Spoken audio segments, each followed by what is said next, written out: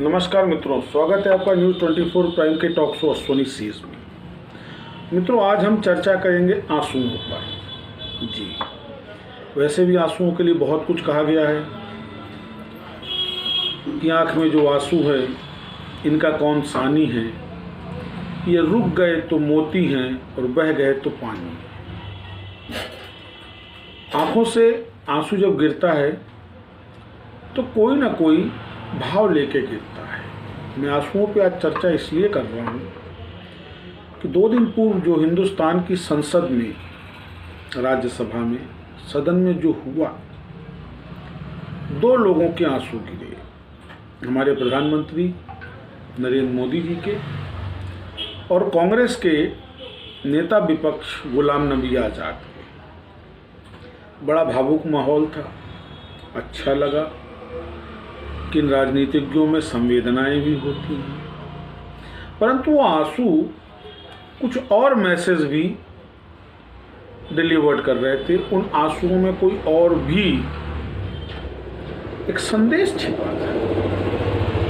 वो संदेश भारत के लोकतंत्र और कांग्रेस के लिए बड़ा नकारात्मक था। मौका था गुलाम नबी आज़ाद के राज्यसभा सदस्य बतौर कार्यकाल से रिटायरमेंट का, और आने वाले समय में उनकी वापसी की स्थिरता या अस्थिरता। जिस तरीके से प्रधानमंत्री मोदी ने गुलाम नबी आज़ाद की एक अच्छे सांसद के रूप में तारीफ की, बीच में वो भावुक भी हुए, उनकी आंखों में आंसू भी डबडबाए, और जिस तरीके से गुलाम नबी आज़ाद ने एकदम से माहौल बदलते हुए, मैं आपका ध्यान आकर्षण कराना चाहूँगा 2012 और 14 के गुलाम नबी आज़ाद की तरफ और 2021 के गुलाम नबी आज़ाद की तरफ। जिस तरीके से उन्होंने कहा कि मुझे गर्व है कि मैं भारतीय मुसलमान हूँ, मैं भाग्यशाली हूँ, मैं आज तक पाकिस्तान नहीं गया। मित्रों, ये कोई ना कोई बदलते हुए समीकरण का द्योतक है। और उसके बाद महबूबा मुफ्ती के एक सांसद ने जिस तरीके से अपने को प्रेजेंट किया, उनका भी रिटायरमेंट का अवसर था। जिस तरीके से उन्होंने वर्तमान कश्मीर में विकास की बात की, अच्छा भी लगा और आश्चर्य। अच्छा ये लगा कि कहीं किसी ने सत्यता की कोई बात, और आश्चर्य इस बात पर हुआ कि ये हकीकत में थी या ये एक आधार बनाया जा रहा है अपनी मूल पार्टी से स्थानापन्न का। क्योंकि जो वर्तमान में बंगाल में हो रहा है, टीएमसी के वो बड़े बड़े नेता, वो कद्दावर नेता जो टीएमसी की पहचान थी, और जिस तरीके से उन्होंने पाला बदला इन इलेक्शनों में, कमोबेश वही स्थिति अब कांग्रेस की भी नजर आ रही। ये स्पष्ट संदेश तो नहीं है, ये कयास है। कयास सही भी साबित हो सकती है, कयास गलत भी साबित हो सकती है, परंतु छुपे संदेशों को, अस्पष्ट संदेशों को समझना भी बहुत ज़रूरी है राजनीति में, कम से कम राजनीति में। मैं आपसे शेयर करना चाहूँगा 2012 से 14 का वो रिजीम, जिस समय प्रधानमंत्री मोदी प्रोजेक्टेड थे प्रधानमंत्री के रूप में, और कांग्रेस की तरफ से शकील अहमद, मनीष तिवारी, गुलाम नबी आज़ाद, ये 2-4 ऐसे नाम थे जिन्होंने किस उपमा से मोदी जी को विभूषित नहीं किया कि जो देश 2012-14 तक नरेंद्र मोदी को केवल गुजरात के सीएम के रूप में जानता था, वो इच्छुक हुआ कि आखिर ये व्यक्ति वास्तव में है क्या, और उसका परिणाम क्या निकला कि आज मोदी 2 गवर्नमेंट चल रही है। और अब जिस तरीके से गुलाम नबी आज़ाद ने करवट पलटी है, जिस तरीके से बंगाल में टीएमसी के बड़े बड़े कद्दावर नेता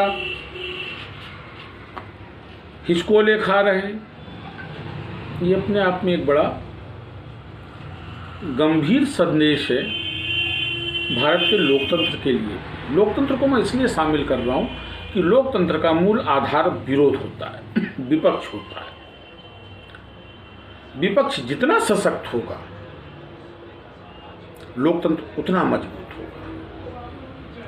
और वर्तमान में भारत का लोकतंत्र विपक्ष विहीन होता जा रहा है।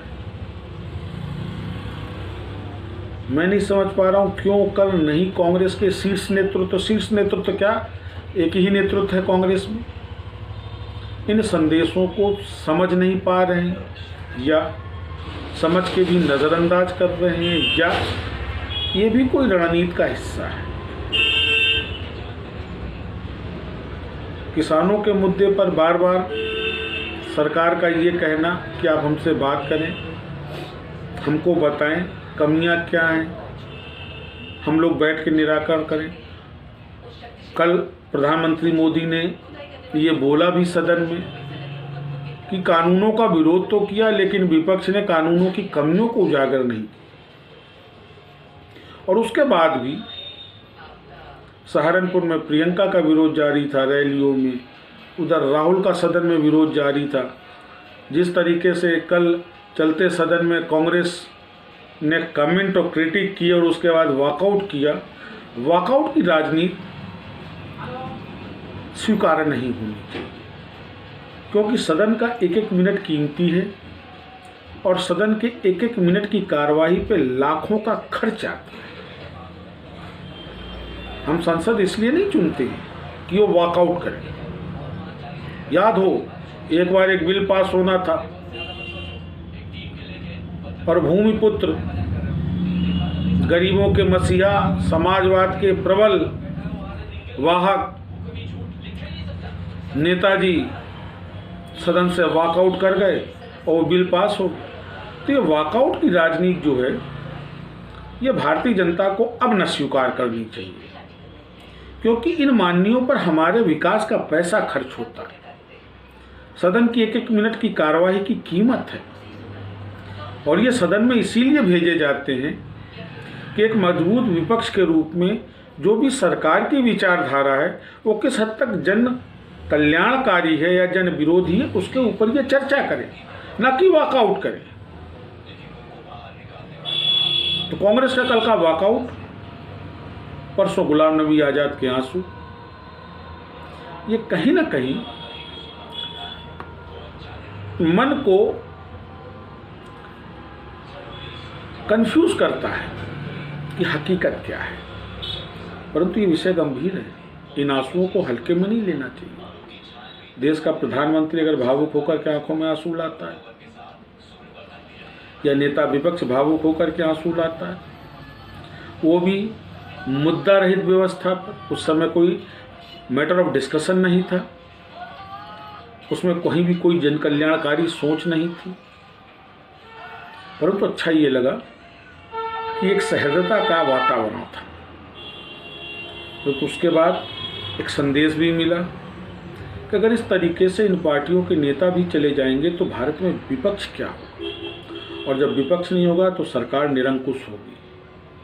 सरकार निरंकुश होगी तो लोकतंत्र नहीं, तानाशाही व्याप्त होगी। जिस तरीके से वर्तमान के हालात हैं, सरकार का विरोध नहीं है, सरकार स्वेच्छा से, अब ये बाद की चर्चा का विषय है कि सरकार के एक्ट, बिल और जो भी सरकार नए नियम कानून ला रही है, ये किस हद तक जन कल्याणकारी है। परंतु अगर इन पर चर्चाएं नहीं होंगी तो ये कहीं ना कहीं निरंकुशता की द्योतक होंगे। ये विषय बेहद गंभीर है, भावुक भी है।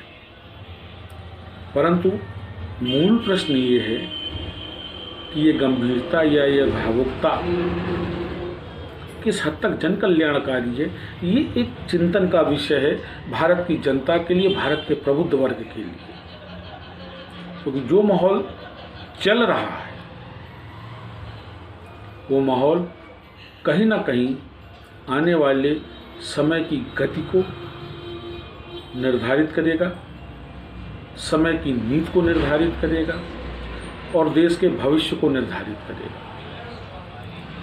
भावुकता होनी चाहिए, संवेदनाएं होनी चाहिए, सहजता होनी चाहिए, परंतु विपक्ष का सत्ता पक्ष की तरफ आकर्षित होना या सत्ता पक्ष का विपक्ष की तरफ आकर्षित होना ये उचित नहीं है किसी भी मजबूत और स्थायी लोकतांत्रिक व्यवस्था के लिए। हम आप ऐसे ही चर्चा करते रहेंगे। आप हमारा चैनल सब्सक्राइब करें और हमको लाइक करें। नमस्कार।